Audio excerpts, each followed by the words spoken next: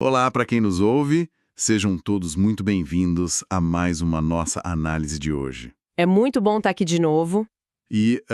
Hoje nós vamos direto ao ponto, porque a missão neste mergulho profundo é daquelas que exigem fôlego. E muita atenção aos detalhes também. Com certeza, o material de hoje é denso. Exato. Nós vamos decodificar um verdadeiro calhamaço de decisões jurídicas recentes para entender, na prática, como elas impactam a infraestrutura da nossa sociedade. E quando a gente fala em infraestrutura, não é exagero, né? Não, de forma alguma. Estamos falando de temas que vão desde os limites do que as pessoas podem ou não postar na internet durante uma campanha de ativismo, passando pelas regras super complexas de aposentadoria especial por risco de vida e chegando até mesmo na intervenção direta da justiça na proteção das nossas florestas. O direito acaba, com muita frequência, sendo visto como algo super isolado, sabe? Restrito ali às salas de audiência, aqueles jargões incompreensíveis. Aquele juridiquês que ninguém entende. Pois é, mas a verdade nua e crua é que essas decisões funcionam como as engrenagens invisíveis do país.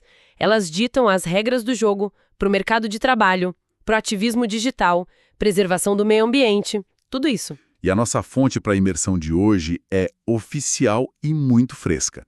Nós estamos com o recém-lançado informativo STF. A edição 1205. Isso, datada de 25 de fevereiro de 2026. E bom, eu sei que ler informativos do Supremo Tribunal Federal pode parecer meio maçante para muitos dos nossos ouvintes. Dá um certo sono só de pensar, né? Soa como ler um manual de instruções de um acelerador de partículas.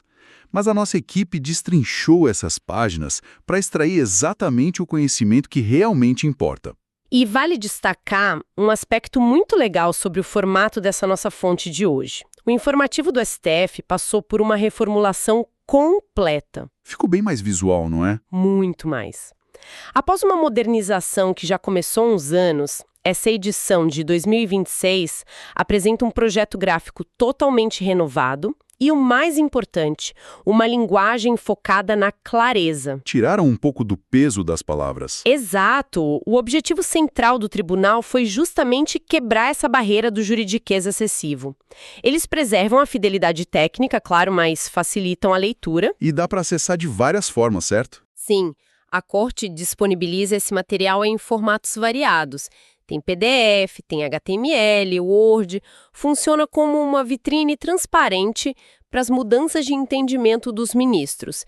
Deixou de ser uma ferramenta só para advogados e juízes. Tornou-se algo essencial para qualquer cidadão que quer entender a evolução do Brasil. E para provar que esse material é fascinante, eu já deixo o gancho para quem está acompanhando a nossa imersão. Vamos lá! Hoje nós vamos revelar por que criticar um rodeio na internet pode gerar um processo milionário ou ser totalmente protegido pela liberdade de expressão. E também como a Constituição brasileira difere um vigilante armado de um policial na hora da aposentadoria. Dois temas que dão muito pano para manga. Demais. Mas, para iniciar, vamos abordar um caso que o informativo classifica como tema 1180. Ele envolve dinheiro, conselhos de fiscalização profissional e uma disputa que chegou ao Supremo através de um recurso extraordinário. Um instrumento super importante. Sim. E, aliás, para nivelarmos todo mundo que nos ouve, o que exatamente é um recurso extraordinário nesse contexto? Bom, o recurso extraordinário é, em linhas gerais, um mecanismo processual que leva um caso específico para ser julgado lá no STF. A última parada. Exatamente. Ele é acionado quando uma das partes alega que a decisão dos juízes das instâncias inferiores violou diretamente alguma regra da Constituição Federal. Entendi. E neste caso específico, envolvia a Ordem dos Advogados do Brasil, a famosa OAB. Isso mesmo. O recurso discutia a aplicação da Lei 12.514 de 2011. Essa legislação foi criada justamente para estipular regras gerais e colocar um teto na cobrança de anuidades pelos conselhos de fiscalização profissional. Para não cobrarem o que bem entenderem dos profissionais. Exato. O texto da lei afirma que, para profissionais de nível superior, a anuidade cobrada pelo respectivo conselho não pode ultrapassar o valor de R$ 500. R$ 500.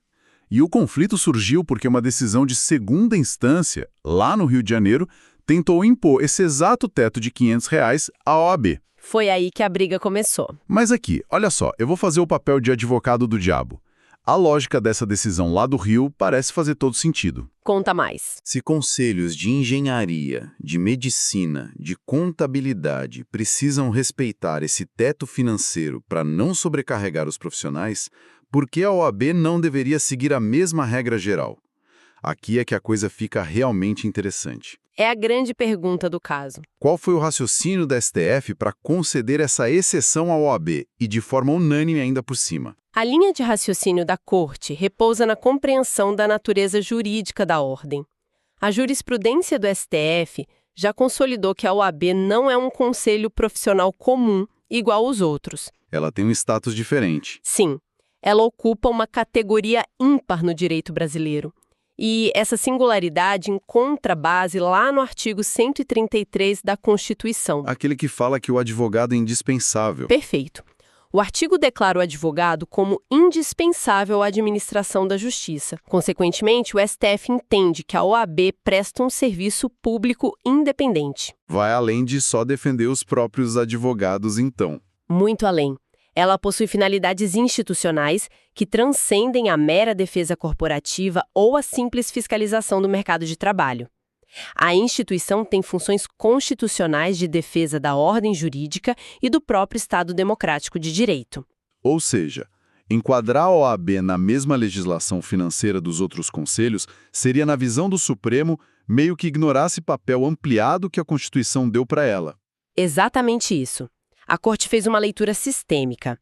Considerou que a OAB não está ali apenas para cobrar taxas e emitir aquelas carteirinhas vermelhas. Ela atua como um pilar da estrutura da justiça no país. E a decisão também aplicou o princípio jurídico da especialidade. O Estatuto da OAB, que é uma lei própria e específica para a advocacia, já confere uma competência expressa para a instituição fixar e cobrar contribuições de maneira autônoma. Como se a lei específica vencesse a lei geral. Isso, como essa disciplina decorre de uma legislação desenhada exclusivamente para as funções da ordem, o Supremo concluiu que ela deve prevalecer sobre o regime geral lá dos R$ 500. Não se trata apenas de uma taxa, mas do reconhecimento do papel singular de uma instituição. E essa ideia de categorias singulares nos leva perfeitamente ao nosso próximo ponto. O tema da aposentadoria. Sim. Vamos analisar como o Estado avalia o conceito de risco. O tema 1209 foi julgado sob a sistemática da repercussão geral. O que significa que essa decisão do STF agora serve de regra obrigatória para todos os juízes do país. É o famoso bater o martelo para todo mundo. E o caso debate se os vigilantes têm direito constitucional à aposentadoria especial sob a alegação de exercerem atividade de risco. E a decisão da Corte foi bastante restritiva nesse ponto. O STF disse não. Disse não. O STF definiu que a atividade de vigilante não garante o direito constitucional à aposentadoria especial por exercício de atividade de risco. Nossa. O julgamento se baseou no artigo 40 da Constituição e traçou um forte paralelo com um precedente envolvendo guardas civis municipais. E também não tem esse direito automático. Isso, eles também tiveram esse benefício negado pela Corte anteriormente. Mas espera aí. Vamos analisar o cenário real de quem trabalha na área. Muitos vigilantes andam armados. Sim, é a realidade da profissão. Eles fazem escolta de valores, protegem patrimônios durante a madrugada, correm risco evidente de vida em assaltos o tempo todo. O próprio mercado de trabalho reconhece isso pagando adicionais de periculosidade no final do mês. É um fato inegável. Então, como o Supremo justifica que essa realidade palpável não configura uma atividade de risco digna de antecipar a aposentadoria? O que é fascinante aqui é que, se conectarmos isso com um panorama maior, notaremos uma separação estrutural e muito rigorosa que o direito faz. Uma separação entre o quê? Entre as leis trabalhistas e as regras previdenciárias. O tribunal argumentou que o recebimento de um adicional de periculosidade no contra-cheque... Aquele dinheiro a mais no fim do mês. Isso. Ou o simples fato de possuir porte de arma de fogo durante o expediente, isso não preenche por si só os requisitos constitucionais para aposentadoria especial. O juiz olha para isso e diz que são caixinhas diferentes. Exatamente. O vínculo funcional, que rege o dia a dia do trabalho, e os bônus salariais, possui total autonomia em relação ao vínculo previdenciário, que é quem dita o tempo de contribuição para se aposentar. É uma distinção profunda, de verdade. O direito do trabalho lida com o presente, compensando financeiramente o perigo imediato através do salário. Uhum. Já o direito previdenciário lida com o longo prazo. Ele exige critérios muito mais rígidos para alterar a estrutura do tempo de contribuição de toda uma categoria profissional. O cerne da questão para o Supremo é que os vigilantes não integram o conjunto dos órgãos de segurança pública que estão expressamente relacionados lá na Constituição. Eles não são as Forças Armadas ou a polícia. Exato. A legislação exige critérios extremamente estritos para conceder esse tipo de benefício. Eles atrelam a antecipação da aposentadoria não a qualquer ofício perigoso, mas aquelas carreiras que exercem a função de segurança como uma prerrogativa de Estado. A periculosidade existe, mas não altera a previdência. Juridicamente, a periculosidade do vigilante não é considerada inerente ao ofício nos moldes exigidos para mudar as regras da aposentadoria. Ficou muito claro, a lei exige critérios muito estritos mesmo, e essa separação entre o bônus financeiro e as regras de aposentadoria nos conduz diretamente a um outro embate sobre dinheiro público no informativo. O caso da GEDAS. Isso. O tema 1289, que trata de um bônus de desempenho no serviço público, a gratificação de desempenho de atividade do Seguro Social. O litígio nesse tema envolveu os servidores inativos. Os aposentados, no caso. Exatamente. Eles buscavam na justiça o direito de receber essa gratificação. O gatilho para a ação judicial foi uma alteração na lei que aumentou o limite mínimo de pontos exigidos para o pagamento dessa GEDAS aos servidores que estão na ativa. Então, o piso do bônus subiu. Subiu. E a linha de argumentação dos servidores aposentados faz bastante sentido sobre uma primeira ótica. Eles olharam a mudança do limite mínimo e alegaram o seguinte: se o piso subiu de forma padronizada para todo mundo, a gratificação perdeu aquele caráter de avaliação individual. Virou aumento de salário. Exato. Se transformou em um aumento salarial genérico disfarçado de bônus.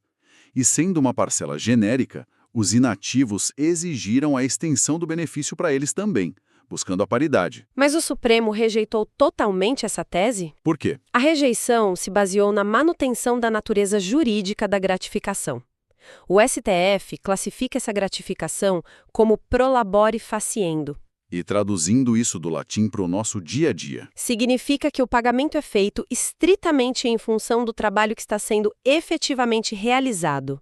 É pelo desempenho demonstrado ali na prática diária. Entendi. A Corte esclareceu que alterar o limite mínimo de pontuação na lei não apaga o fato central de que a gratificação continua atrelada a avaliações de desempenho. O pressuposto para receber o valor completo é o servidor estar em pleno exercício de suas funções. Tem que estar sentado na cadeira trabalhando e sendo avaliado. Sendo submetido aos ciclos de avaliação do órgão. Quem não está na ativa não está gerando nota. Isso revela uma mudança filosófica bem importante na forma como o Estado remunera as pessoas. No passado, era muito comum a criação desses bônus genéricos que acabavam se estendendo a todos os aposentados. O que inflava muito os gastos públicos. Exatamente. Mas aqui, o STF está cravando que o Estado tem o direito de implementar uma remuneração baseada em meritocracia real.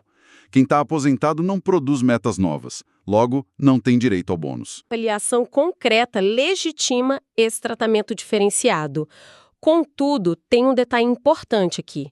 Para evitar um caos financeiro, o tribunal decidiu modular os efeitos dessa decisão. O que significa modular os efeitos nesse caso prático? Significa garantir a irrepetibilidade dos valores.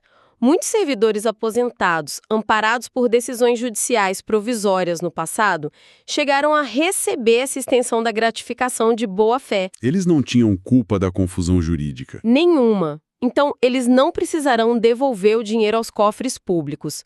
O STF estanca o pagamento para o futuro, corta daqui para frente, mas preserva quem já recebeu e gastou esse dinheiro acreditando estar no seu direito. Uma decisão bem equilibrada. E essa ideia de que o Estado precisa agir, precisa avaliar metas e não pode simplesmente fechar os olhos, Se conecta perfeitamente com uma omissão muito mais grave trazida neste informativo. Agora o assunto muda bastante de figura. Vamos desempacotar isso. Saímos das discussões sobre remuneração de servidores e entramos na proteção dos biomas brasileiros. O informativo detalha o julgamento da ADPF 1201. Um tema urgentíssimo. Antes de explorarmos o mérito dessa crise ambiental, o que significa essa sigla ADPF para os nossos ouvintes entenderem o peso real dessa ação? A sigla ADPF significa Arguição de Descumprimento de Preceito Fundamental. É um dos instrumentos mais poderosos que existem no nosso sistema jurídico. Não é qualquer processinho. Longe disso. Ela é utilizada exclusivamente no Supremo Tribunal Federal com o propósito de reparar ou evitar lesões a princípios basilares da Constituição, coisas como o direito à vida, à saúde ou, neste caso específico, o direito a um meio ambiente ecologicamente equilibrado. Então, quando uma ADPF entra em cena, geralmente estamos lidando com problemas estruturais e sistêmicos de grande escala. Não é uma disputa isolada sobre uma árvore cortada. e o cenário descrito nesse processo era, de fato, muito alarmante. A ação apontou uma crise aguda envolvendo incêndios de grandes proporções no Cerrado e na Mata Atlântica. Um desastre. Sim, e destacando um progressivo desmonte de políticas públicas, com um foco muito específico na atuação do Estado de São Paulo. Não era apenas uma questão de clima seco, era uma verdadeira omissão estrutural do poder público. O processo documentou evidências contundentes desse desmonte.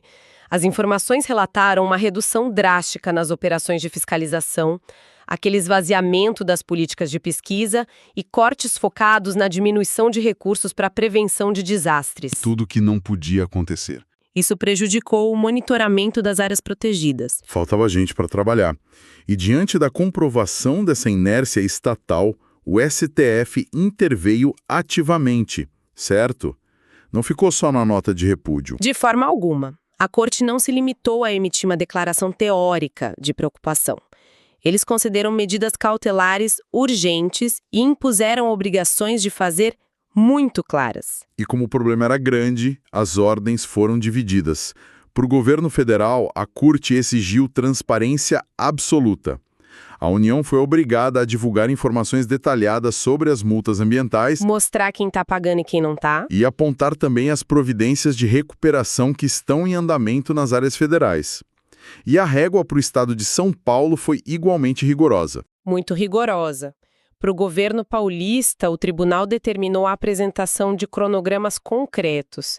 O Estado foi intimado a demonstrar as ações voltadas à regularização ambiental, comprovar o andamento das multas e definir metas numéricas para a restauração ecológica. Tudo com prazo e número. Exatamente. E, de forma muito incisiva, apresentar um plano para a recomposição do seu quadro técnico de servidores para os próximos exercícios. Se conectarmos isso com um panorama maior, a fundamentação do STF reside no artigo 225 da Constituição. Que é o direito ao meio ambiente equilibrado. Isso. Ele impõe ao poder público o dever contínuo de defender e preservar o meio ambiente. O Estado não pode cruzar os braços. A grande mensagem do Supremo aqui é que a falta de orçamento não serve como desculpa válida para o abandono da proteção aos biomas. O Judiciário está basicamente forçando a mão do Executivo para retomar o trabalho. E quando o Estado falha, quem costuma preencher esse espaço cobrando é a sociedade civil. E é aí que entra o nosso próximo tema. Exatamente. É justamente o ativismo que protagoniza o nosso último grande caso de hoje, o tema 837. Ele coloca frente a frente a liberdade de expressão e os danos morais no contexto dos rodeios. Esse caso é emblemático. Apresenta um choque clássico de direitos fundamentais. Como tudo começou? A disputa se originou quando uma entidade da sociedade civil voltada para a proteção animal iniciou diversas campanhas fortes na internet. O objetivo explícito deles era pressionar e desestimular empresas a patrocinarem a tradicional festa do Peão de Barretos. E outros rodeios pelo país também. Sim, nas publicações, essa entidade ativista vinculava abertamente os eventos a práticas de crueldade e maus tratos contra os animais. O alvo principal das críticas na campanha era o uso do sedem, Para quem não sabe, é um equipamento atrelado ali na virilha do animal para estimular o pulo durante o rodeio. Isso mesmo. A associação que organiza o rodeio considerou essas campanhas difamatórias. Eles processaram a entidade de proteção animal, exigindo pesadas indenizações por danos morais. O argumento deles era que o boicote online estava destruindo a imagem comercial do evento e afastando patrocinadores de maneira ilícita. E o processo foi subindo até chegar no STF, exigindo que a corte traçasse a fronteira exata entre o que é ativismo legítimo e o que é difamação comercial. Então, o que tudo isso significa? Uma organização civil pode simplesmente usar a internet para tentar falir um evento sob a bandeira da liberdade de expressão. A corte precisou equilibrar a balança. De um lado, a proteção à honra e à imagem das empresas. Do outro, a liberdade de expressão e de mobilização social, que são garantidas pela Constituição. E quem levou a melhor? O STF decidiu a favor da liberdade de expressão. O tribunal definiu que campanhas de boicote pacífico promovidas por entidades com o intuito de desestimular o financiamento de eventos estão fortemente amparados pelo direito à livre manifestação. Então, um passe livre para falar qualquer coisa na internet. Não, de jeito nenhum. O Supremo foi muito cuidadoso ao estabelecer limites. A responsabilização civil, como ter que pagar indenização ou apagar posts, só é cabível mediante a comprovação inequívoca de má-fé por parte de quem faz a campanha. A má-fé é a linha do limite. Mas qual a definição jurídica dessa má-fé para garantir a segurança do debate? Como o Supremo separou o ativista contundente do difamador mal-intencionado? O tribunal detalhou que a má-fé se configura em 2 cenários muito específicos. Quais são? O primeiro é o dolo. Isso acontece quando a pessoa ou a entidade propaga a informação com conhecimento prévio de que ela é inteiramente falsa. Ela sabe que é mentira, mas age com a intenção consciente de prejudicar o alvo. Ok, a mentira deliberada. E o segundo cenário? O segundo é a culpa grave. Ela é caracterizada por uma negligência grosseira. É quando a acusação é feita sem o menor cuidado em checar a veracidade dos fatos antes de inflamar as redes sociais. E aplicando essas premissas ao caso concreto do rodeio, a entidade ativista não foi condenada. Não foi. Porque o STF entendeu que debater o uso do SEDEM não configura essa má-fé. A ciência veterinária, os biólogos e a própria sociedade civil ainda debatem intensamente se a prática constitui ou não maus-tratos, certo? Exatamente. Como é um fato controverso, manifestar repúdio a ele não é espalhar mentiras deliberadas, é apenas exercer a participação ativa em um debate democrático sobre o bem-estar animal. Isso traz uma proteção muito robusta para as dinâmicas de pressão popular na nossa era digital. Evita que processos judiciais milionários sejam usados apenas para silenciar os críticos. A decisão consolida a visão de que pressões sociais, críticas ácidas e pedidos de boicote são ferramentas inerentes a uma sociedade plural. As divergências morais devem ser enfrentadas com argumentos no espaço público. E não reprimidas previamente por decisões judiciais. Bom, com isso, chegamos ao fim da nossa jornada pelos corredores do informativo 1205. Passou rápido. Hoje nós vimos como a OAB garante uma isenção financeira única por seu papel intrínseco na administração da justiça. Compreendemos a rígida separação que impede que o risco diário de um vigilante se transforme automaticamente em aposentadoria. Exploramos a recusa do STF em dar bônus genéricos de desempenho para os inativos. Testemunhamos o Supremo usando a ADPF para forçar governos a recontratarem fiscais e combaterem a omissão estrutural contra nossas florestas. E, por último, analisamos a sólida proteção que a Corte conferiu ao ativismo digital, desde que embasada na boa-fé. É importante lembrar a quem nos ouve que acompanhar esses temas ficou muito mais acessível. O próprio Supremo destaca que inovações como a publicação plenário virtual em evidência estão disponíveis lá no portal da Corte. Um baita avanço na transparência, com certeza. Isso demonstra um esforço para provar que a interpretação da lei não é um exercício abstrato. Ela desce das instâncias superiores e redesenha os contornos do nosso mercado e dos nossos direitos civis mais básicos. E ao olharmos para toda essa variedade de temas julgados em uma única semana, desde o valor de uma anuidade profissional até o combate a incêndios florestais e os limites de um boicote online, fica uma pergunta para refletirmos. Será que as grandes questões sociais, morais e estruturais do nosso tempo estão sendo cada vez menos resolvidas pelo debate público ou pelas urnas e cada vez mais transferidas para a caneta de um tribunal superior? É uma excelente questão. Até que ponto a justiça deve ser a arquiteta final da nossa rotina social? Fica a provocação para todo mundo que nos acompanhou pensar. Muito obrigado pela companhia nesta nossa análise de hoje. Foi um prazer. Obrigada a todos. Continuem questionando e até a nossa próxima imersão.